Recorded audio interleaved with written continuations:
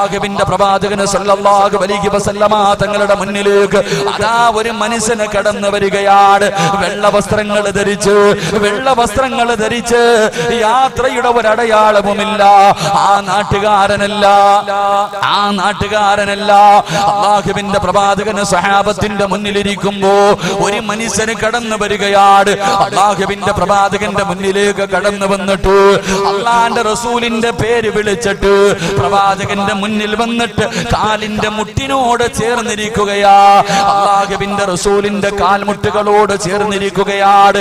എന്നിട്ട് പ്രവാചകന്റെ കാലിന്റെ തുടയിലടിച്ചിട്ട് ആ മനുഷ്യൻ ചോദിക്കുന്നു, നബിയേ മനിൽ ഈമാൻ, വിശ്വാസമെന്ന് പറഞ്ഞാൽ എന്താ നബിയേ?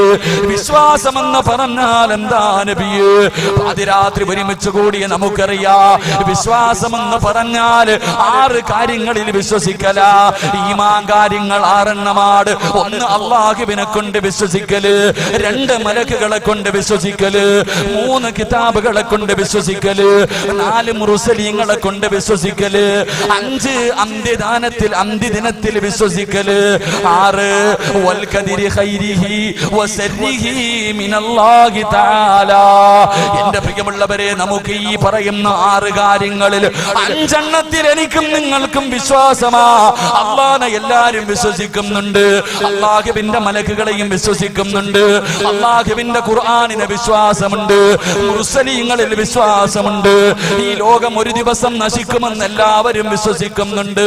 പക്ഷേ 6ാമത്തെ കാര്യം ഏതെന്നറിയുമോ? 6ാമത്തെ കാര്യമുണ്ടല്ലോ, വൽ ഖദരി ഖൈരിഹി വശർരിഹി മിനല്ലാഹി തആല. സന്തോഷവും ദുഃഖവും അല്ലാഹുവിന്റെ ഭാഗത്ത് നിന്നാണ് വരുന്നത്. എന്റെ പ്രിയമുള്ളവരെ, അല്ലാഹുവിന്റെ റസൂൽ പറയുകയാണ്, നന്മയും തിന്മയും അല്ലാഹുവിന്റെ ഭാഗത്ത് നിന്നാണ് ഉണ്ടാകുന്നതെന്ന് വിശ്വസിച്ചാലേ ഒരു മനുഷ്യൻ യഥാർത്ഥ വിശ്വാസിയാകുമെന്ന് പ്രവാചകൻ പഠിപ്പിക്കുമ്പോ, എന്റെ പ്രിയമുള്ളവരെ, നമുക്ക് രോഗങ്ങൾ കടന്നു വന്നാൽ, കച്ചവടം നഷ്ടത്തിലായാൽ, കുടുംബത്തിൽ അടിയും വഴക്കുമായാൽ, രോഗങ്ങളും ബുദ്ധിമുട്ടുകളും പ്രയാസങ്ങളും ദുരിതങ്ങളും ദുഃഖങ്ങളും ഒന്നിനു പുറകെ ഒന്നൊന്നായി ജീവിതത്തിലേക്ക് കടന്നു വരുമ്പോ, എന്റെ പ്രിയമുള്ളവരെ, നമ്മൾ പറയുന്ന ഒരു മറുപടിയുണ്ട്. കച്ചവടം നഷ്ടത്തിലായാൽ, വീട്ടിലെപ്പോഴും അടിയും വഴക്കും രോഗങ്ങളുമായാൽ, എപ്പോഴും പ്രതിസന്ധികൾ മാത്രം ജീവിതത്തിലേക്ക് കടന്നു വന്ന നമ്മൾ പറയുന്ന ഒരു വാക്കുണ്ട്, ആരോ നമുക്ക് കൂടോത്രം ചെയ്തു വെച്ചിരിക്കുകയാ, ആരോ എന്റെ അയൽവാസി അല്ലെങ്കിൽ ഇന്നവൻ എനിക്ക് വേണ്ടി സിഹർ ചെയ്തു വെച്ചിരിക്കുകയാ.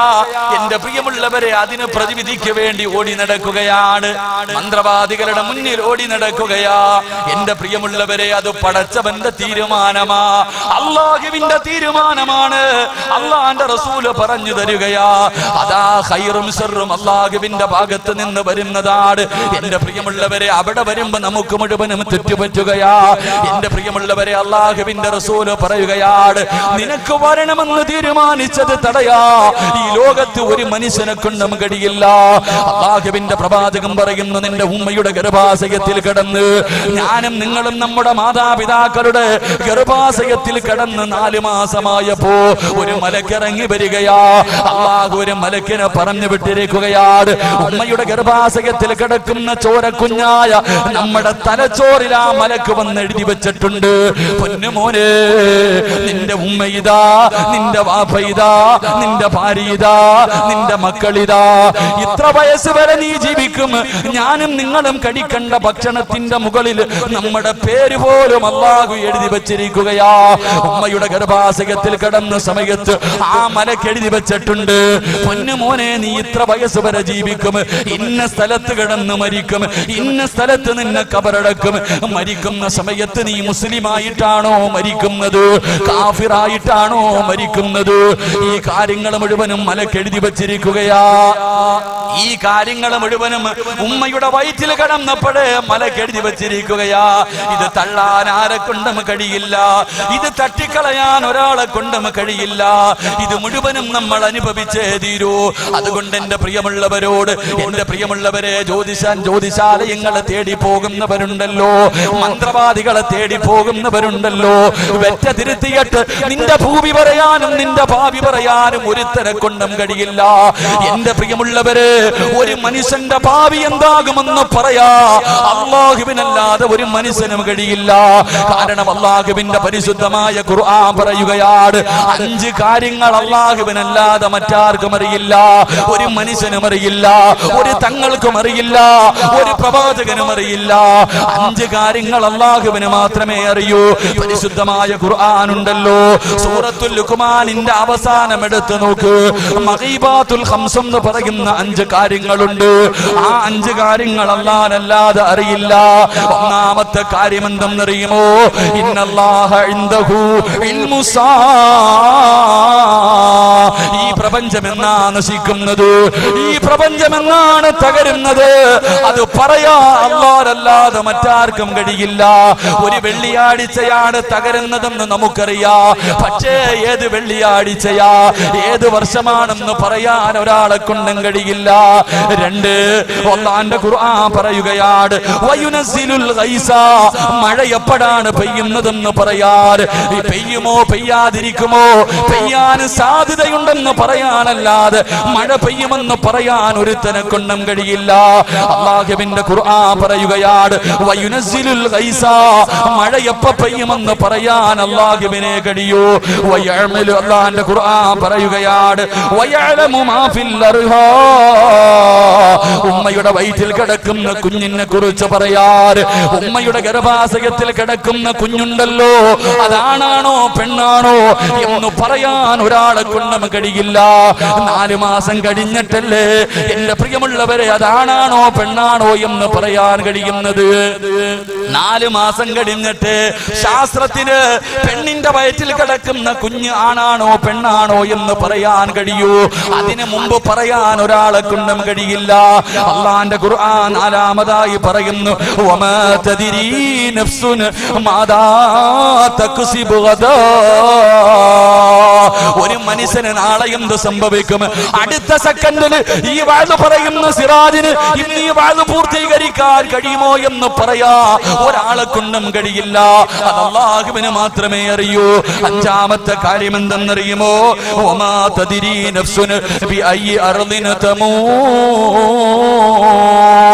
അല്ലാഹുവിന്റെ ഖുർആൻ പറയുകയാ ഒരു മനുഷ്യൻ എവിടെ കിടന്നു മരിക്കുമെന്ന് പറയാർ, ഒരു മനുഷ്യൻ എവിടെ കിടന്നു മരിക്കുമെന്ന് പറയാർ അല്ലാഹുവിനല്ലാതെ മറ്റാർക്കും അറിയില്ലെന്ന് പരിശുദ്ധമായ ഖുർആൻ നമുക്ക് പഠിപ്പിച്ചു തരുമ്പോൾ പാതിരാത്രി കിടന്നു വന്ന എന്റെ പ്രിയപ്പെട്ടവരോട്, എന്റെ പ്രിയമുള്ള സഹോദരങ്ങളെ, ദുഃഖങ്ങളും ദുരിതങ്ങളും വേദനകളും ജീവിതത്തിലേക്ക് കടന്നു വരുമ്പോ ഇത് അല്ലാഹുവിന്റെ പരീക്ഷണമാണ്, ഇത് പടച്ചവന്റെ പരീക്ഷണമാ.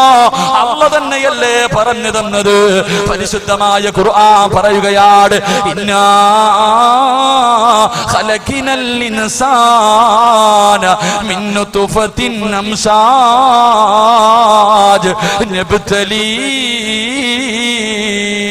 അല്ലാഹുവിന്റെ ഖുർആൻ പറയുകയാണ് മനുഷ്യ നിന്നെ ഞാൻ സൃഷ്ടിച്ചിരിക്കുന്നത് എടാ പരീക്ഷിക്കുന്നതിന് വേണ്ടിയാ. അല്ലാഹു തന്നെയാ പറയുന്നത് ഇന്നാ ഖലഖിനൽ ഇൻസാന മിൻ നുത്ഫത്തിൻ അംശാജിൻ നബ്തലീ. നിന്നെ പരീക്ഷിക്കാനാണ് നിന്നെ ഞാൻ സൃഷ്ടിച്ചതെന്ന് പരിശുദ്ധമായ ഖുർആൻ പറയുമ്പോൾ അല്ലാഹുവിന്റെ ഖുർആൻ പറഞ്ഞു തരികയാണ് നമ്മളെ പരീക്ഷിക്കുന്നതിന് വേണ്ടിയാണ് അല്ലാഹു നമ്മളെ സൃഷ്ടിച്ചത്. അഫഹസിബതും അന്നമാ ഖലഖനാകും അബസാ വഇന്നകും ഇലൈനാ ലാ തുർജഊൻ. അല്ലാഹു നമ്മളോട് ചോദിക്കുകയാ നിന്നെ സൃഷ്ടിച്ചിരിക്കുന്നത് വെറുതെയാണെന്ന് നിനക്ക് തോന്നുന്നുണ്ടോ? അം ഹസിബതും മൻ തദ്ഖുലുൽ ജന്ന. വെറുതെ അങ്ങ് സ്വർഗ്ഗത്തിൽ പോകാമെന്ന് നീ കരുതുന്നുണ്ടോ? അല്ലാഹു ചോദിക്കുകയാണ് വലമ്മാ യഅതികും മസലുൽ ലദീന ഖലൗ മിൻ ഖബലികും.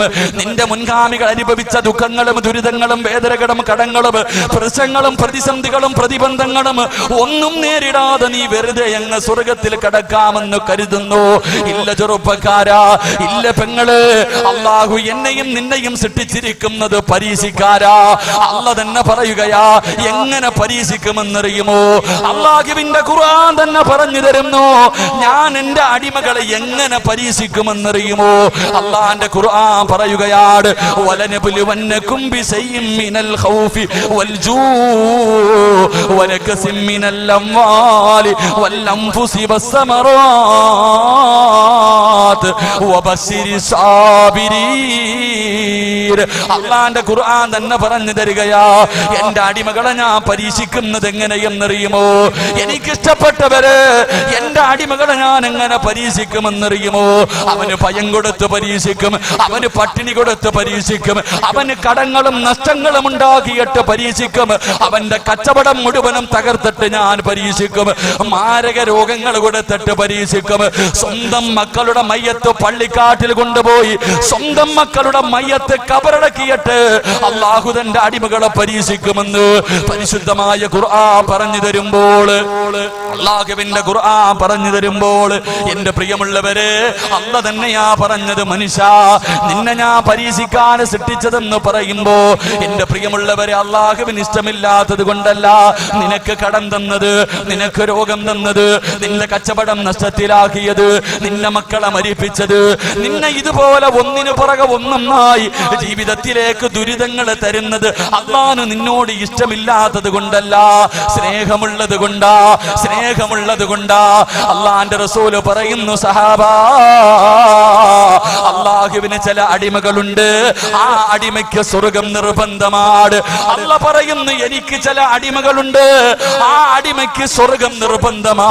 10-60 വർഷക്കാലം, 30, 40, 50 വർഷക്കാലം ആ മനുഷ്യൻ ജീവിക്കും. പക്ഷേ സ്വർഗത്തിൽ കടക്കാറുള്ള ഒരു നല്ല കാര്യവും ആ മനുഷ്യന് ചെയ്തിട്ടില്ല. അവസാനം സ്വർഗം കൊടുക്കാൻ അല്ലാഹു ആ മനുഷ്യന് മാരക രോഗങ്ങൾ കൊടുക്കുകയാ, ദുഃഖങ്ങൾ കൊടുക്കുകയാ. എന്നിട്ട് ആ ദുഃഖത്തിനെ കൊണ്ട് രോഗം കൊടുത്തിട്ട് അവന് ശമിക്കുകയാ. അതിനു പകരം അല്ലാഹു സ്വർഗം കൊടുക്കുമെന്ന് നബിയുനാ റസൂലുള്ളാഹി സ്വല്ലല്ലാഹു അലൈഹി വസല്ലം